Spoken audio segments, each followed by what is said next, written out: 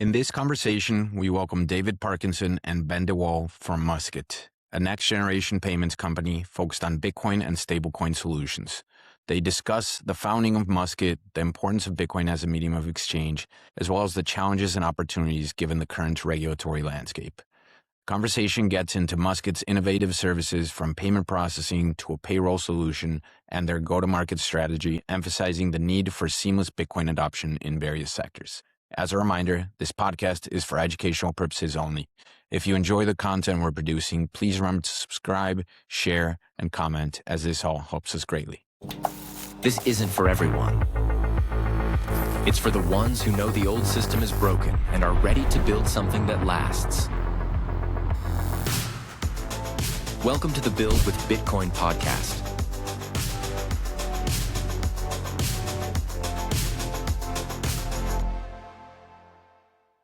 I'm co-host Israel Munoz, joined with co-host Lynn Bairstow. Today we have the big pleasure of welcoming onto the podcast David Parkinson and Ben Waal from Muscat, CEO and CTO respectively. David, Ben, welcome. We're very happy to have you on and get into today's conversation on Muscat. Thank you. Great to be here. Yep, happy to be here. We'd like to start with a little bit about, the founding team, of course, getting to know a little bit about your backgrounds and how you came together to build Muscat. David, definitely want you to touch a little bit on the project with the Mayor of London when you were with PricewaterhouseCoopers. Ben, you have a fascinating background yourself on mining and head of engineering at Swan. So if we can just start there, can you tell us a little bit about what brought you to Muscat, respectively? Sure. I'll tell you how I met Ben first, and then we'll go back in time. We'd had COVID, and everyone had been locked up and indoors for so long, and an event was arranged in the UK. It was a conference in Edinburgh, a Bitcoin conference, and it was a really well attended event. Some really good speakers, and Ben, for some reason, was there. Maybe when Ben's giving his update, he can explain why on earth he found himself in Edinburgh when he wasn't living in the UK at the time. But it was just very fortuitous. I think it was the end of the day. Great for people to get together again after such a long time during COVID. And I think the general excitement of that and being amongst Bitcoiners and just talking about all things Bitcoin. I was at the bar after the event, maybe about 5 or 6 beers deep. And I saw a chap with a pork pie hat on, tapped him on the shoulder, asked if he was Knut Swandholm. He turned around and said he wasn't, but we had a good chat anyway.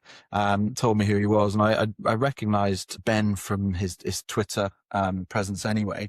So we had a good chat, and it turned out that Ben was exactly what I was looking for at the time, which was someone to challenge the architectural decisions. We had a head of engineering in place, but I wanted someone with a really broad skill set, someone who could look across the tech stack, not just from a detailed engineering perspective, but also be that pivot point between the product roadmap, the long-term vision, and be the CTO. It started out as an advisory role, and then more and more stars aligned, and Ben's role shifted, and at a time when we were starting to secure some early stage funding, and it meant that we could bring Ben in full time to the CTO role. So so always go out to bars after Bitcoin events is my and chat with strangers is my advice from that one. If I wind the clock back, where have we come from, or how did we sort of get going? So when was this? In 2014, my background's a mix of management consultancy, telecommunications.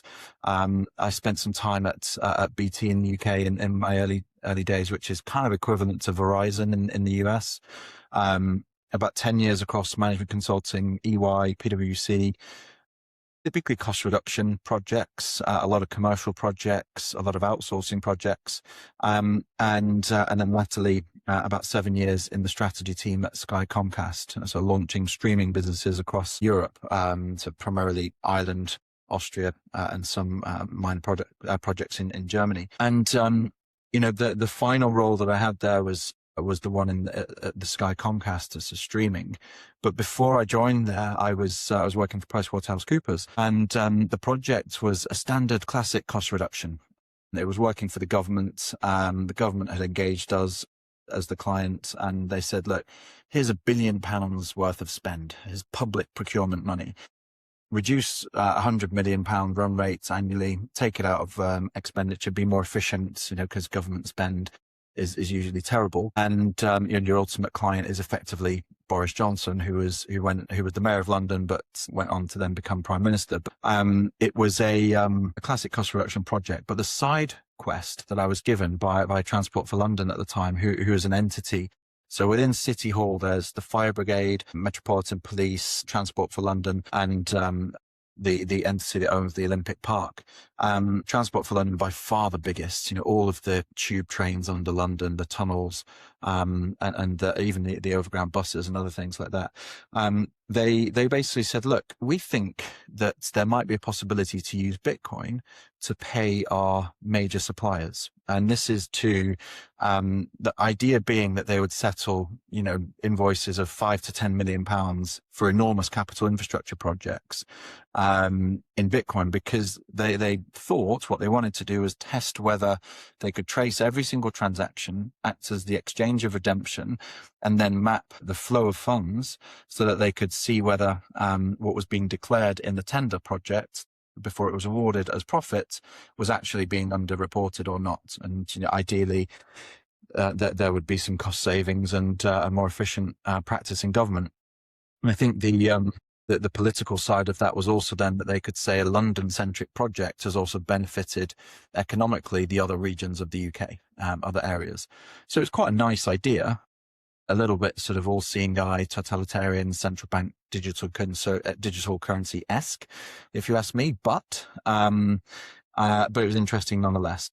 I did the research. We pitched it to them. It didn't go anywhere. It was deemed too innovative at the time. This was 2014. But from then on, I was hooked. And I think just a few years worth of thinking and ruminating on Bitcoin, how it works, doing some research in bizarre threads and forums online, because there was nowhere near the amount of education that there is and awareness that there is now. I just accrued all this knowledge in my head, and myself and a friend said, look, let's run a training course. The reporting that we see and the information out there in the public is just nonsense. So why don't we set the record straight? Let's run every 6 weeks a training course. So we brought VCs, accountants, anyone from finance, law, or professional services typically together. We hired a room at the Institute of Directors just off Pall Mall by Trafalgar Square in London every 6 weeks. And we taught people. So we just taught them for 6 or 7 hours about Bitcoin, the history of money, various economic theories, how Bitcoin changes the world, how it changes operating models, how it's the native currency for the internet and the forthcoming AI era, and then the difference between all of the other types of tokens and why you shouldn't confuse Ethereum, Solana, and all these other, Solana I don't think even existed then, but all these other tokens with Bitcoin. Bitcoin is something fundamentally different. So, we would talk about that. And then essentially the one question, the reason why we're sat here today, that would always happen in every session was, look, you've just spent 6 hours telling me why Bitcoin is money. I can't buy a sandwich with it. I can't buy a coffee with it. It doesn't pass the test of being money. So, we sat back during COVID and said, look, I think that's possibly the end of our education phase. Why don't we actually just put our experience set together, find a team, and build some products and take them to market to solve the exact problem of Bitcoin being usable as money. And, the Lightning Network was still maturing at that time. And that's what we did. And we settled on the idea of Muscat and the proposition. And closed an early stage funding round. And here we are. Actually, David, maybe before Ben jumps in with his background, maybe we should explain exactly what Muscat is and the services that it provides. So Muscat is we call it a next generation payments company. The next generation component primarily being Bitcoin and stablecoin led. So we see that as the future of money. We see that as the future of both individuals and businesses being able to transact globally, instantly, frictionlessly, and at next to zero cost. The big trouble that we saw in the world, and the big thing preventing Bitcoin from being adopted as money, was that you typically had too much friction in the journey. If you're a hospitality owner, if you own a bar, a restaurant, or any kind of venue, you typically needed a second device. You typically needed to then train the staff, keep that device accessible and charged. And then when you've sold and advertised that you can buy goods and services from you in Bitcoin, you then have a reconciliation and accounting challenge. Then there's a tax consideration, and wrapped in all of that, there's a regulatory consideration. So, having separate devices and having all of that friction involved, we saw a negative impact because there were venues in the UK that advertised they were accepting Bitcoin. Bitcoiners would go and try and buy stuff from them, specifically, whether it was a meal or just an ice cream or a coffee, and the device wouldn't work or it wasn't charged, and ended up being sort of a downward spiral. So, there's this positive groundswell of movement, and actually the people couldn't do what they wanted to do, and they wanted to get that nice social media moment of buying a coffee in Bitcoin, etc. And they were denied that. So we said, actually, look, we have to make this flawless, frictionless, and super easy to use. So what we did is, to answer your question, is we came onto the product set of having a card present solution, which is a terminal with Visa, MasterCard, Amex, Apple Pay, Google Pay, Bitcoin, Lightning, all in one. So that's one machine, one device, so that's always there. Whether you get one payment in Bitcoin a year or 100% of your payments in Bitcoin a year, it's irrelevant. It's that single device, and it's super easy to use. And then that only solves the payment side. If you're a hospitality business, you have to be able to cater for your inventory, stock management. So, for the uninitiated, you can think of us as you might think of Square. So in the US, Square is a very big entity. We have all of the EPOS, inventory, staff management, reporting, all of the toolkits that a merchant needs to go to market. So that is our core card present solution. We also have QR code capabilities. Again, post-COVID outcome was venues putting QR codes on tables, or even hotel rooms using it. So you scan the QR code, you can either place an order and then check out, or you can just settle your bill without having to wait for bar staff or hospitality staff to bring it. So having that then transact through the gateway meant that then we could cater for online e-commerce merchants. And there's a much bigger market share, a much bigger volume. So for the card present physical merchants, you can think of us as you might think of Square. For the online e-commerce retailers, think of us perhaps more as Stripe or Adyen. We don't have all of the features and toolkit yet that we would like to have. That's coming. That's in the roadmap. That's what Ben and team are working hard on. But if you just need to process straightforward transactions of high volume, we've got you covered. So it's really that broad covering of products and capabilities that means that we can truly state in market that we're taking Bitcoin adoption and the usage of Bitcoin as money in a medium of exchange to the next level, because it will always be there, always on. If you don't need it today, that's fine. Just leave it on in the background and use it for tomorrow. And as the world coalesces around Bitcoin, and as the volume of transactions and interest in using Bitcoin as money grows, then we will have a great footprint. And we see our mission as building the destinations and endpoints for people to spend their Bitcoin. Other people are building infrastructure. Other people are building incredible software solutions at the protocol level. We're building the places that people, as humans and Bitcoiners, can go and spend the Bitcoin when they eventually want to. Lynn and I are partners at Base Layer Advisors, where we use our network of venture capital partners and startup founders to connect investors with unique opportunities within the Bitcoin innovation space. Alongside this, we help startup founders with their growth and fundraising. Visit our website's advisory section to learn more. Ben, that feels like a perfect segue into your sharing a little bit about your background with us, because what I have learned about you is that you live on a Bitcoin standard and you're a longtime Bitcoiner. Would love to hear your journey about how you were introduced to it and how you operate in the world. And obviously that's why you became attracted to what you're building at Muscat. Absolutely. So I've always been interested in freedom technologies. So technologies that enable people to have more self-sovereignty, more control over their own lives, and less control from others, whether that is government or institutional control. Regardless, I believe people should have more fundamental freedom. In my younger days, I always thought money was an unsolvable problem. I always thought there's all of these good things we can do. We can build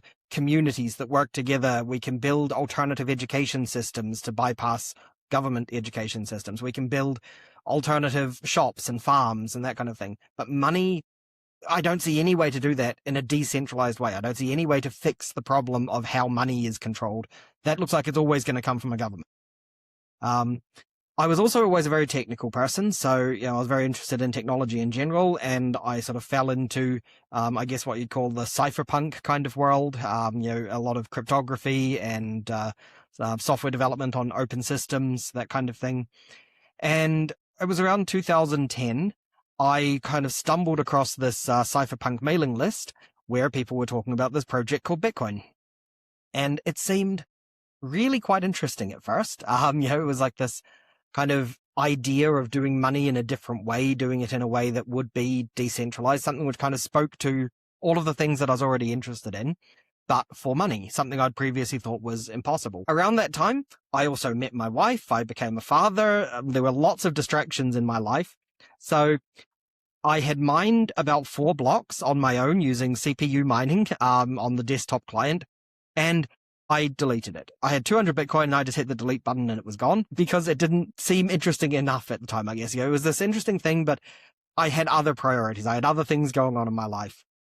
And about a year later, I rediscovered it. And I think it was because somebody mentioned it on the website Slashdot, sort of news for nerds, stuff that matters was the title of that news organization. And people were talking about Bitcoin as this thing where people are buying illegal substances online using the Silk Road. And hold on, if it's like that, why hasn't somebody shut this thing down yet? Why hasn't somebody found the way to kill Bitcoin? So I looked into it in more detail because this actually seemed like an interesting thing. How hasn't it been killed yet? And the more I looked into it, the more I realized you can't stop it. You cannot destroy Bitcoin. It's actually impossible. Bitcoin exists because it is a perfect decentralized system with the right kinds of incentives in place to keep it running. Everybody has their own role in it, whether you're a node operator, whether you're just running a light client talking to a node, whether you're a miner. They all have their own unique incentives and their own unique ways of interacting with it. And that's what keeps the system running. That was fascinating. And from there, I kind of went down the rabbit hole. I was working at a very large corporation at the time, multinational, nothing to do with money, nothing to do with finance, anything like that. It was a printer company. And I spent probably 3 to 4 years trying to convince the company I was working for to do something with Bitcoin. They weren't interested. Nearly 50,000 employees, global company, headquarters in Japan. It's not the kind of company which is going to all of a sudden just say, okay, let's do something with this nascent money technology. So even after I'd been with the company for 17 years, I said to myself, no, I have to, I'd kick myself if I didn't work on Bitcoin. So I have to do that. I have to leave what I'm doing. And so since sort of in 2017, start 2018, I've been working exclusively in the Bitcoin space. Worked for a couple of small mining companies, worked for Lightning Labs as an engineering manager, worked for Swan Bitcoin, engineering management as well. So I've worked for some well-known companies in the space. But my main focus had always been the reason that I was interested in Bitcoin to begin with. Actual peer-to-peer decentralized money, an alternative monetary system that people can use, which isn't bound by all of the problems that traditional money has. So I wanted to work for somebody who cared about Bitcoin as a medium of exchange. I wanted my focus and my work to be Bitcoin as money. So when I met David in Edinburgh, I was there, by the way, just because I hadn't been to a conference in a while because of COVID, and it was time to go to a conference, and that one seemed fun. Edinburgh is a great city, so it was kind of random that I was there, so very good luck. But met David, started talking about this, and it kind of clicked. I think he realized it's something that I would be incredibly good at doing, and it's something that I am incredibly passionate about doing. So that's how I stumbled into Bitcoin and stumbled into Muscat. There's a few threads to pull on there. First of all, love what you guys are doing at Muscat, and let's get a little bit more into the core proposition and roadmap for what you guys are building. But, what you mentioned there, Ben, is interesting. The fact that you previously thought money was unsolvable. Personally, when I first got into Bitcoin, I came, keep in mind, from a background of economics and math. That's what I had studied. And until I read the Bitcoin white paper, I realized I had never even thought about, I mean, you had clearly thought about it and you had gone to the conclusion that it was unsolvable. For me at that point, I realized I had never even questioned money. And I think a lot of people probably fall into those categories. But yeah, I mean, to your point, in the white paper, it's peer-to-peer electronic cash, right? That's the title. I don't know about you guys, but when I first started giving a lot of thought to Bitcoin, I came to the general structure that this would evolve first as a store of value, then move on to medium of exchange, and then move on to a unit of account. And, you know, here we are, 2026. Bitcoin has been around for a while. Before getting back to Muscat, I just want to kind of put a spotlight into this payment side of things. And we are seeing, Lynn and I, a little more activity on different startups building infrastructure for this payment side. But can you guys, either David or Ben, tell the audience why it's so important that Bitcoin be used as payment, not just as this digital gold? I mean, I can give my view on that, but I think, you know, the best answer there, let's do it once. Ben's the most qualified. He's done probably 5 years more thinking than I have on this. So, Ben, you take this one. Sure. So I would say something cannot be a store of value without also being a medium of exchange. Medium of exchange doesn't just mean place to place. It also means from time to time. If I want to receive some money now and then spend that money later, it is being a store of value. It is storing the value for the time, but it is also being a medium of exchange because I am receiving it at one point and I'm sending it out at another point. If I can't do that, then there is no value that is actually being stored by the store of value. So I actually think it's kind of a false way of looking at it to think of store of value and medium of exchange as being two separate things. I think they are very, very intimately tied together, and one can't really work without the other. They have to go together. I'd also point out actually something I often see. There's this nice quote: "The future is here already. It's just not evenly distributed yet." Bitcoin is already a common medium of exchange in some small places. It tends to be places where money is already the most broken. So if you travel around the world, go to the places where money doesn't work very well. Places in Africa, places in Central America, you will find people have problems with money because the money itself is broken, because there are authoritarian regimes who are controlling what they're allowed to do with their money. Because there are oligarchic banks who are basically saying, you know, we get to control everything, so we're going to, take everything we can in fees, and you have no choice but to use us. So there are so many ways in which money is broken in different places. Those are the places that need Bitcoin the most, and those are the places where Bitcoin is already being used the most as a medium of exchange. In more developed, modern, Western countries, I guess you could say, we don't have such strong immediate need for Bitcoin as a medium of exchange in day-to-day life, so our adoption of it has been slower. In places like the US or the UK, most of Europe, Bitcoin adoption is kind of optional. Right now, I can walk into most places and just use my bank card and it just works. And there's no strong incentives for a lot of people. I think those will come. I think as money gets more and more broken, people are going to need to escape into something else, and Bitcoin is there and ready for them. We also need to be building the systems which enable people to actually do that. If we don't build the structure, then people can't as easily escape into it. In sort of the developing world, that's less of an issue. Somebody can just run a mobile wallet on their phone and send and receive Bitcoin, and that's good enough for a little shop sort of in the middle of nowhere. That's all they need. But that's not what's needed. We need a lot more than that in our sort of societies that we live in. It's not going to work for a shop in London to just run a little application on their phone. Like David was saying earlier, all of those problems. Somebody comes in and says, I want to pay in Bitcoin. Okay. How do we make sure it's done properly? How do we make sure it's safe? How do we make sure it's logged correctly? How do we make sure that all the tax reporting is done right? Make sure the tax department doesn't come after them and end up costing them way more than they ever made on any of their sales. All those sorts of things are the things that we need to be building in order to enable proper Bitcoin adoption in the West.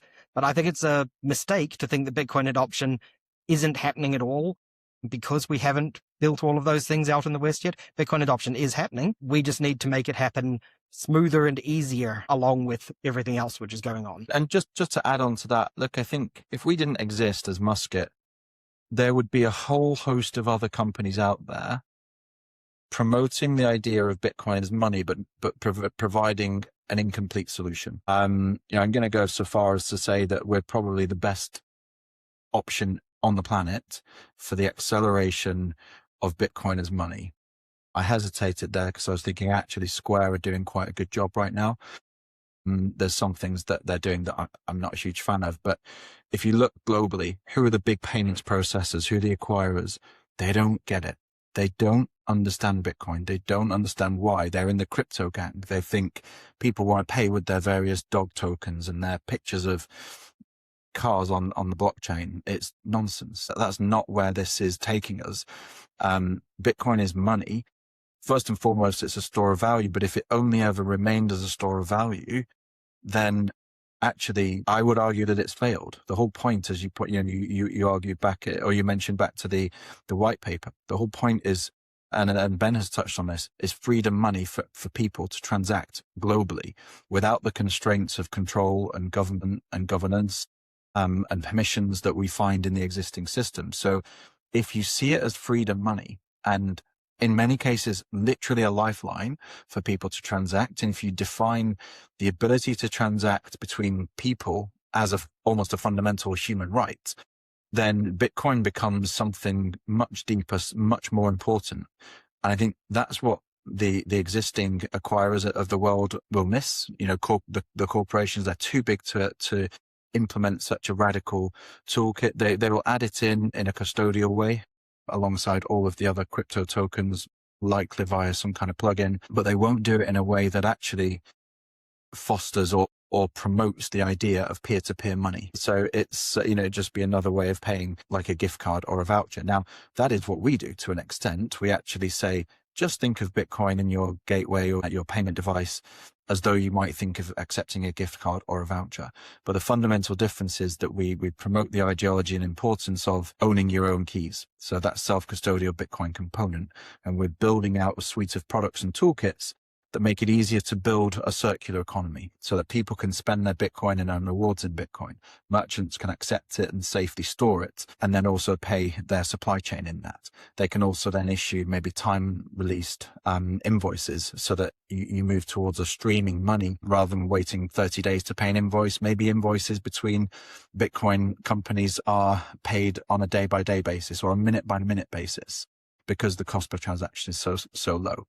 So I think the way that we're doing it is fundamentally different because we're thinking about it from a Bitcoin first lens rather than just a payments lens. Yeah, many interesting things that we can touch on there. But Ben, I think your point about the adoption and the usage being easier and faster in regions where the money is more broken. I mean, when I was introduced to Bitcoin in 2012, I'd been living in Mexico for a number of years at that time, and just the difficulty of sending money to a housekeeper on an urgent basis when she had an emergency from the US or the cost involved with that.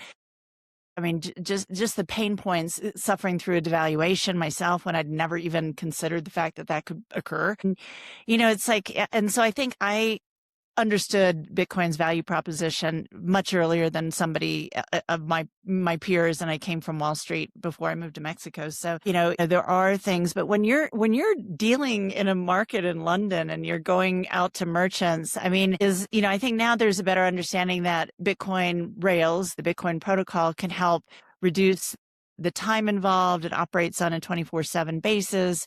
The fact that the cost with the Lightning Network underscoring it, it's like your transaction speed is very quick as traditional Rails.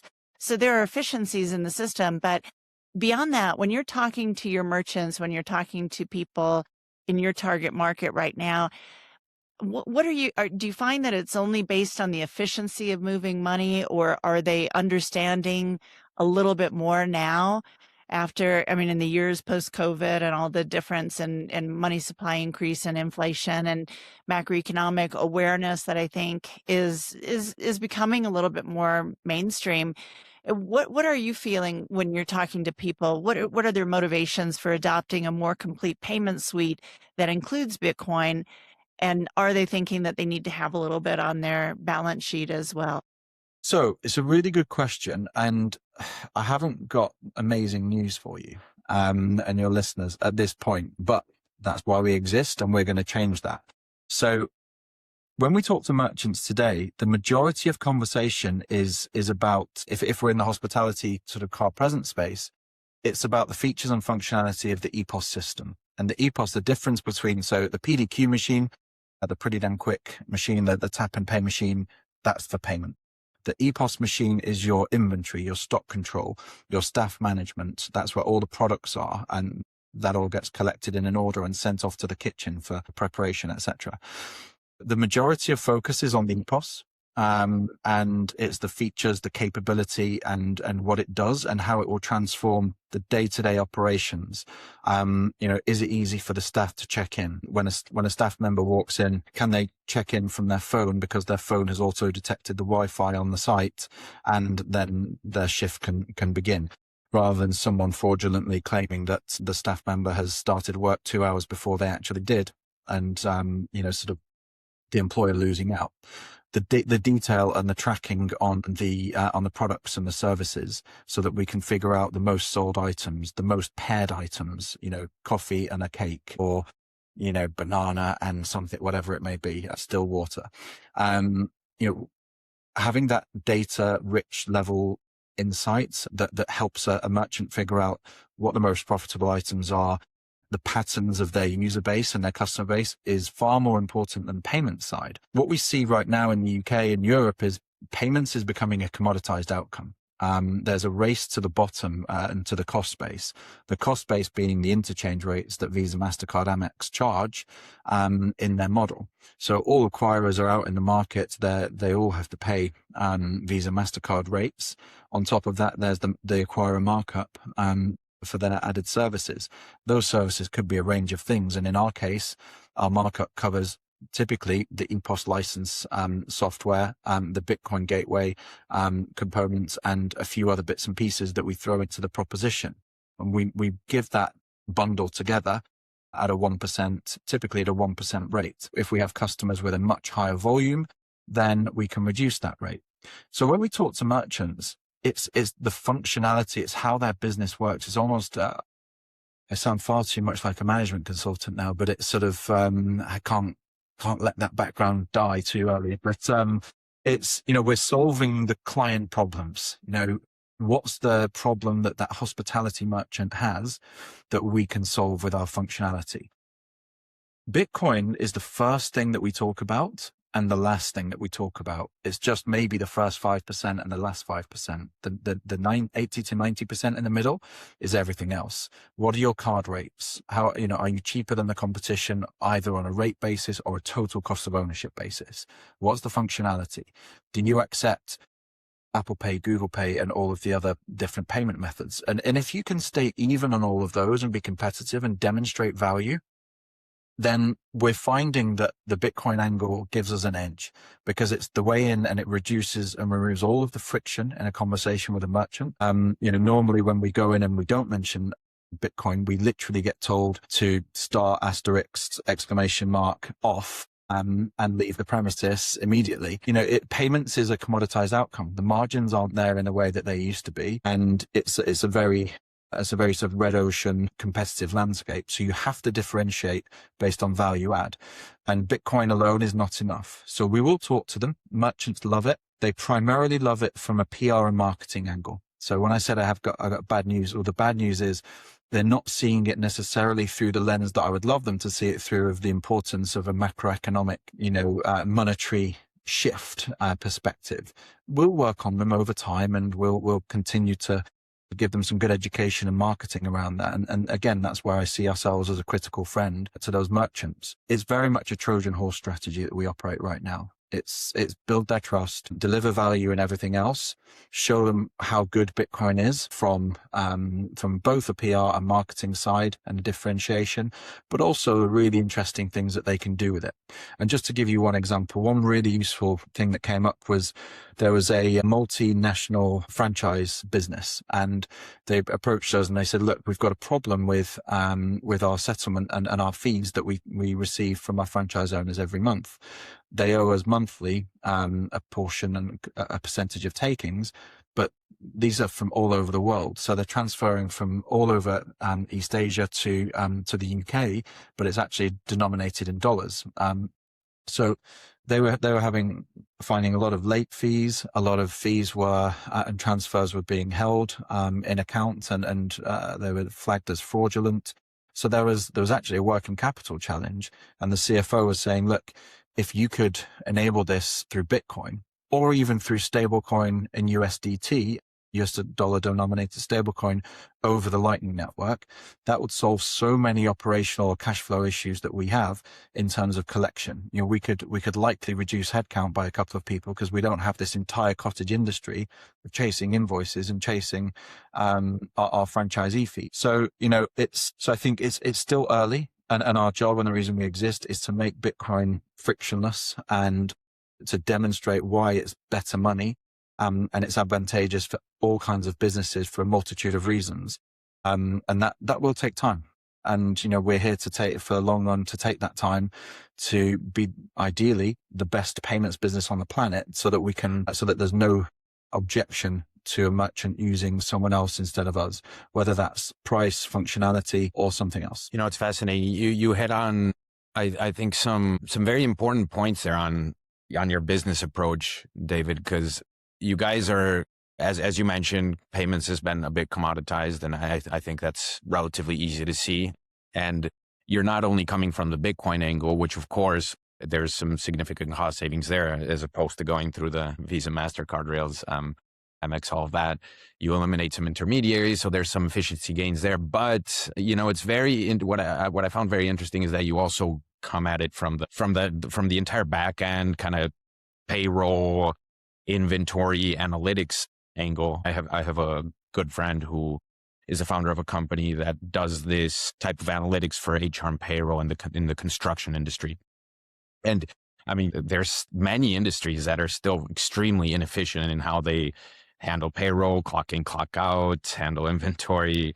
You know, it's a lot of it is still done pen and paper in a lot of industries. And of course, small business owners and merchants fall into that category, as you're explaining. So, I mean, just from a value proposition, I think you guys are coming at this very strong because it's two-sided, right? I mean, I'd be curious to know how some of those metrics or how you guys have been going about that early user acquisition, to put it that way. And also, what portion of your business is the e-commerce side, and what are the big differentiators there as far as your go-to-market? Yeah, I'll talk a bit about go-to-market. I think it'd be good to tag Ben in after that on just to give an overview of the payroll product, because I think whilst we're building the destinations, we also need Bitcoin and Lightning in people's wallets, you know, in their pockets to spend. So I'll let Ben cover that piece in a second. But on the go-to-market, we're approaching it on all fronts. You know, it's I've got a fantastic chief revenue officer and sales team who are doing just credible work right now. They're adding about 150 million on average a month to our pipeline. We make around about 0.35% net revenue per transaction. Because we're selling in, and we've got all of our Visa, MasterCard, and other costs to cover, and that margin is relatively low. So we have a volume dependent focus. But by the end of this year, we should be approaching somewhere between 2,500 to 3,000 customers across the UK and Europe. Some of that will be through merger and acquisition activity, effectively us buying business from existing customer books from competitors or other entities that just don't want to support them anymore. For us, that's great because it means that we can upsell our EPOS solution either through a higher rate or through license fees for the software itself. And then we can add the Bitcoin component in and make sure that, you know, ideally by Christmas 2026, we should see the UK light up in terms of the number of venues. That's the objective. We'll see how we get on. But that growth and that proliferation of adoption and venues that accept Bitcoin is what drives us. You know, we're sat here with about 900 million in the pipeline right now. We convert about 20% of that. So deal cycle time, about 45 days. Some of it is subject to various bits of engineering and code that needs to be developed. What we find is that no merchant is the same. As attractive as build once, repeat, and execute many times is, every merchant has got some nuance on their capability. And we're still early in our journey, so we know we can cater for a certain tranche of customers, and we're very good at building a pipeline, but we're still building out that engineering, which is what we're in the middle of our Series A, or just starting our Series A funding round 4. So I can arm Ben with, I can equip Ben with an army of developers to continue building, broadening that toolkit. But it is direct outreach. We have a lot of targeted customer lists looking at the types of plugins, the types of websites people use to make sure that we can add our Muscat gateway.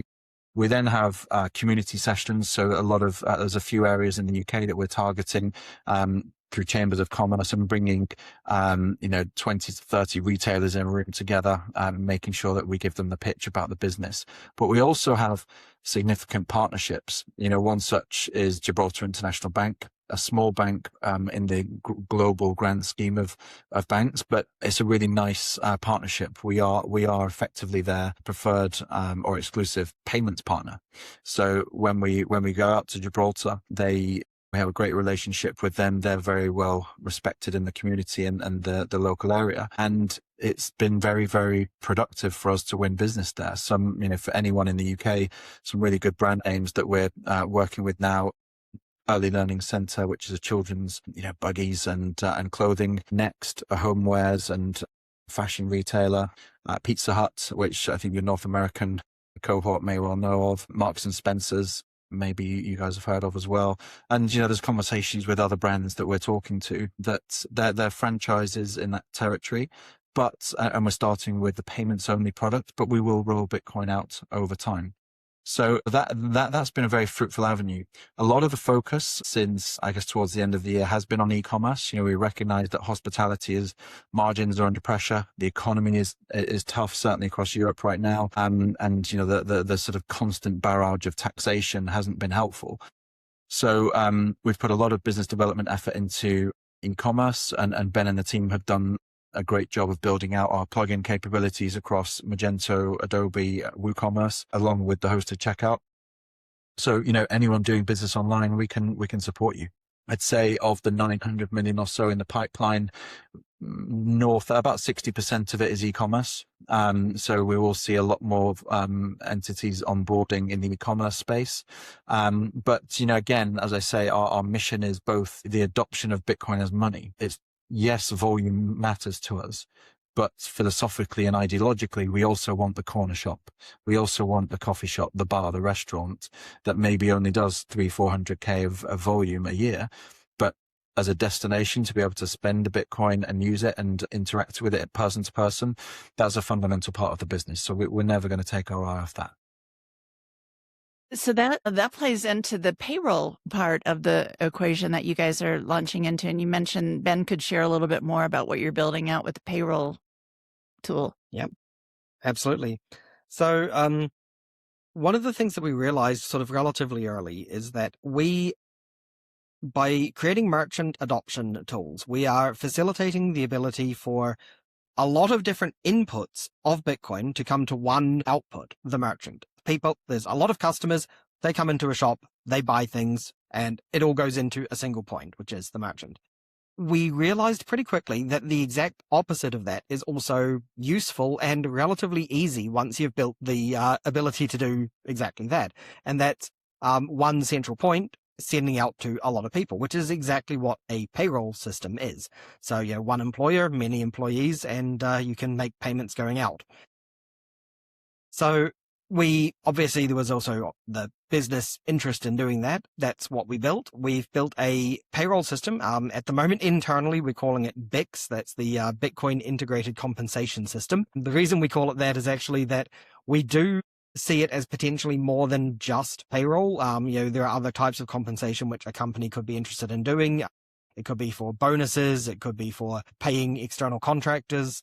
There's various different kinds of payments that can be made. The concept behind it is quite simply that you have an employer with one or more people who they want to pay inside the system. You can call them employees, and you set up an amount and then simply hit a button and payments go out to those people. What's actually happening is really quite interesting because we are a Lightning first company. We see on-chain payments as being a useful necessity for large payments in general.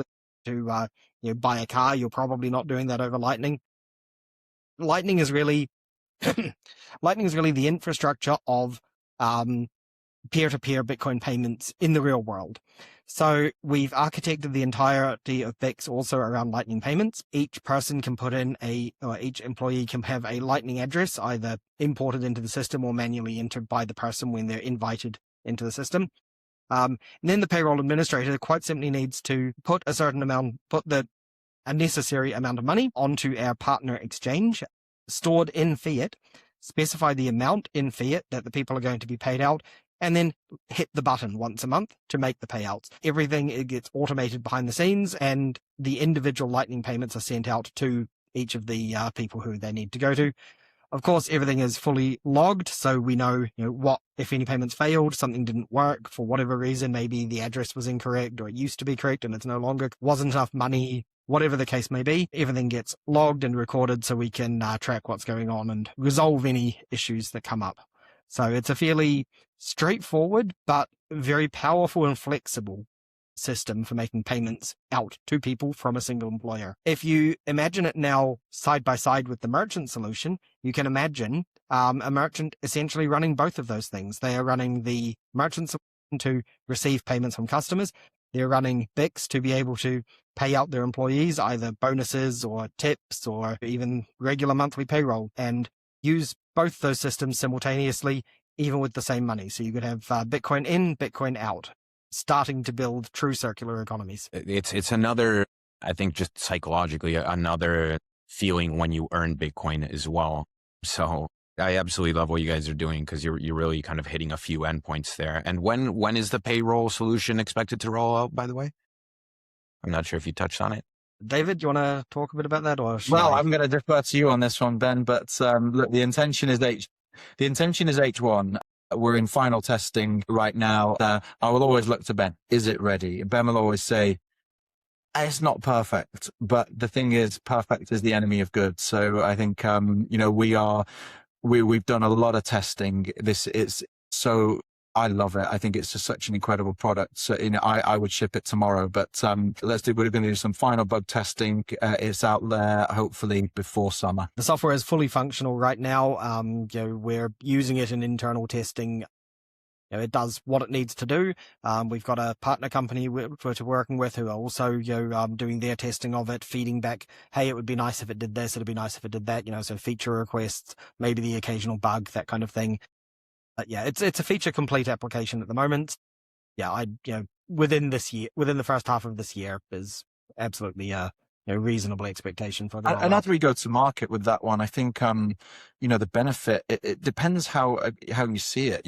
It's enterprise grade, so it could well be I don't want to overuse the word commoditized, but a lot of careers can often be commoditized. If you look at the accounting industry, or there's very little difference between working for one firm versus another. It just depends on their ability to win business. So your day-to-day job could be largely similar.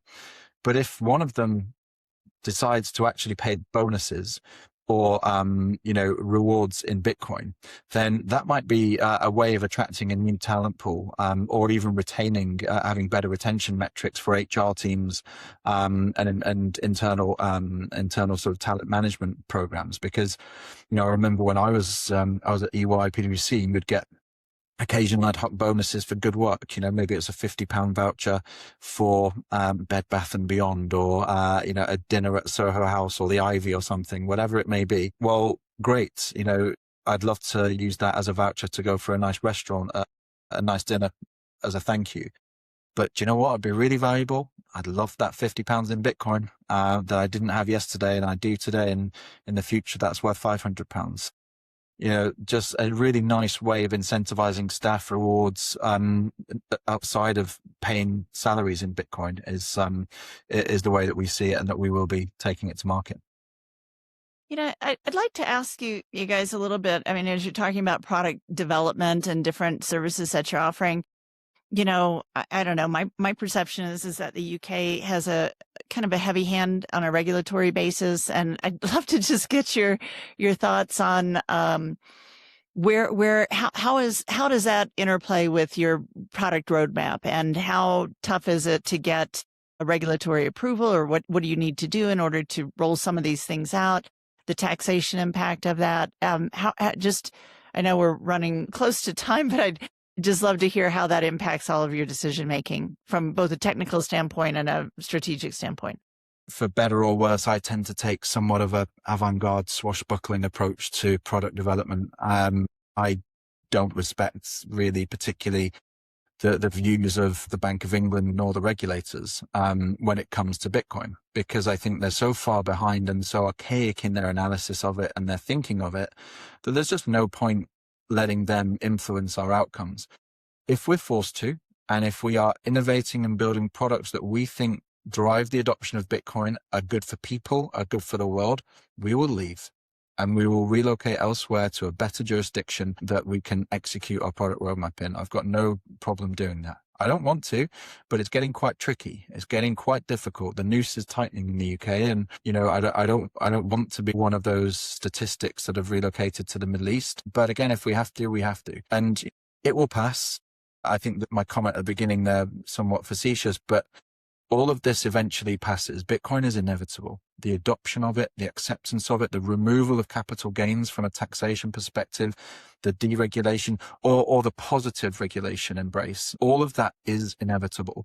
It's just we're in a tricky period where the old world and the powers that be are nervous because they've realized they cannot truly control and stop something in the way that perhaps they used to in the past.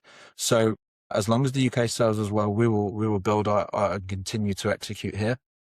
Right now, it's unregulated as a payment asset, so you're allowed to use it in payments. So, we have got no real restrictions upon us right now at this point.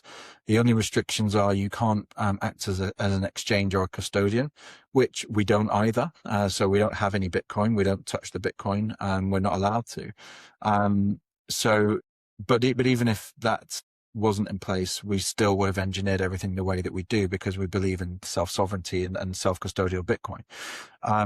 So I think, we will toe the line with the regulators. We will engage them. We are going to be applying for for payments licenses and other things in the traditional finance sense. We will be going to make sure that we get our crypto asset license as well.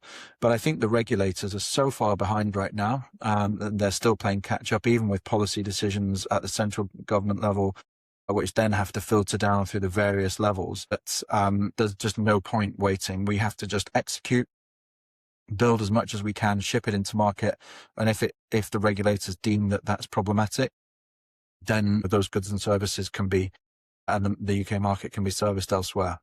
We know what we believe in, and we're going to stick with that. And we're here for the long run. Bitcoin is money. Simple. Thank you both for your very informative takes there. I think it's fair to say, Lynn, that we both very strongly agree with, with some of the just core messages that you touched on there, David, that Bitcoin is bigger than all of us, and that goes for governments as well.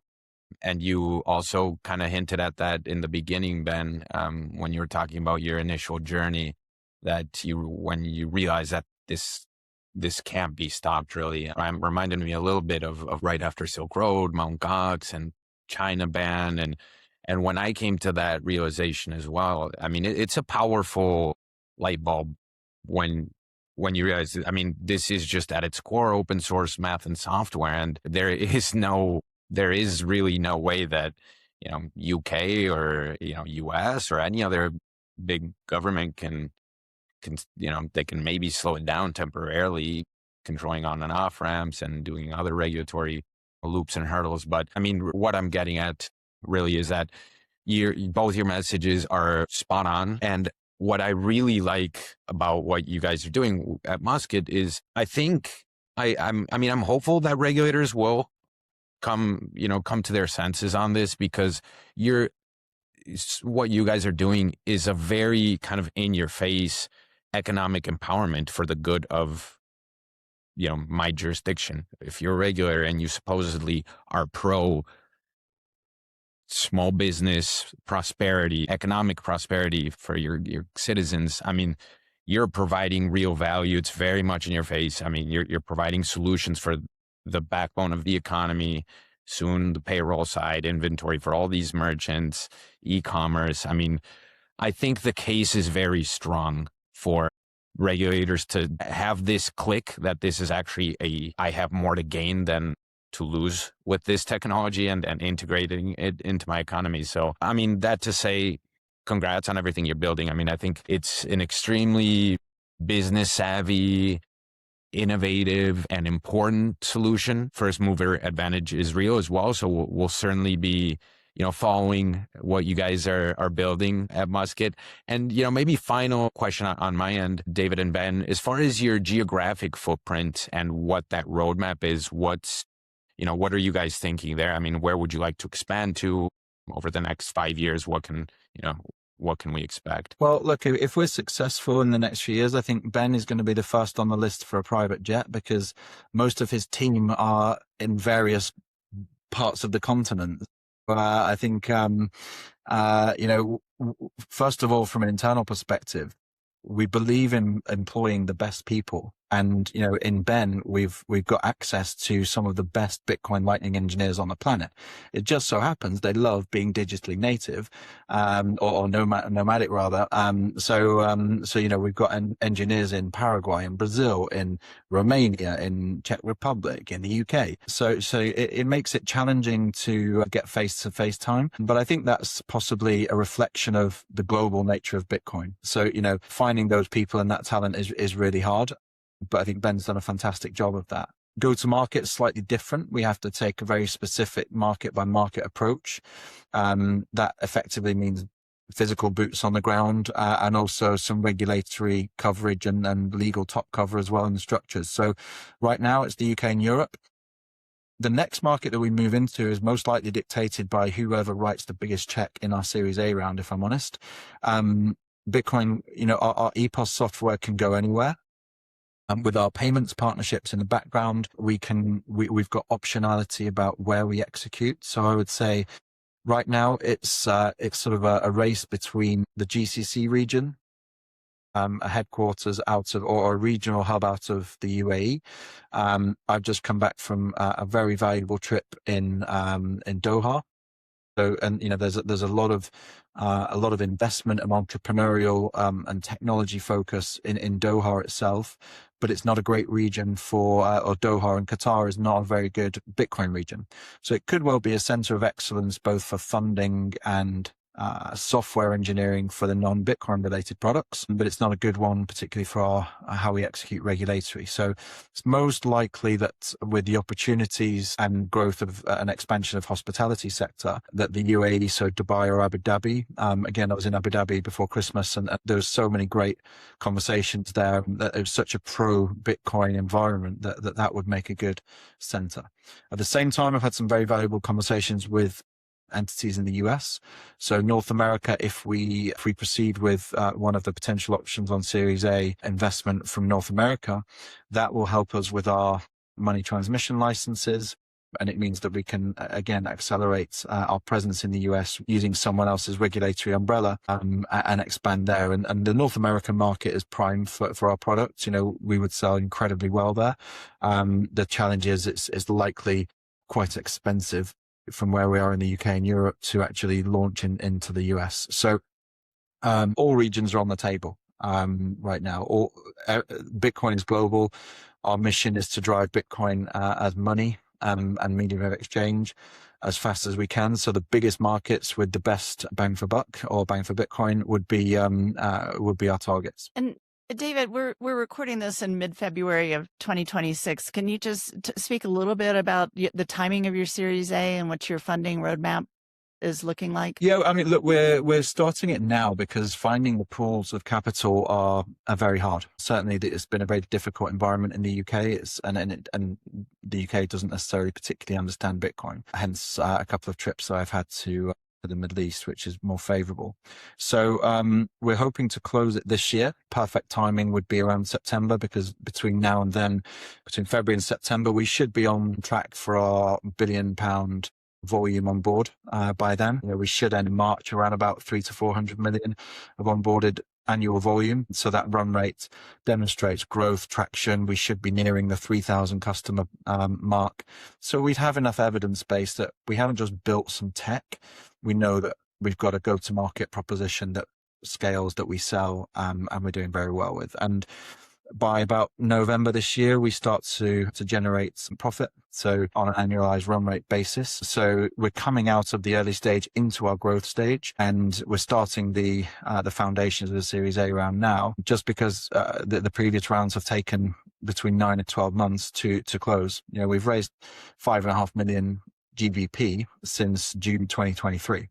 So we've been very lean with how we've executed, and we've grown to a team of 22 FTEs right now, and we don't really need to grow much more. It's probably 6 or 7 FTEs additional, both in engineering, sales, and product that we need. But yeah, we can scale globally from the basis that we have without a huge amount of incremental cost. So I think we're positioned well. Timing wise, yeah, Q3 would be perfect for us to settle. And that's likely a 20 million GBP raise that we're looking at. We'll definitely have to have a conversation. I don't know if that's a year from now or when, but we'll have to check back in. I mean, it sounds like you guys are well poised. Your roadmap is well defined, and you guys are clearly building some great solutions. So, I mean, congrats, really, David and Ben. It's great to see. I mean, Lynn and I feel lucky that we get to speak to a lot of different founders and startups and business models in the space. And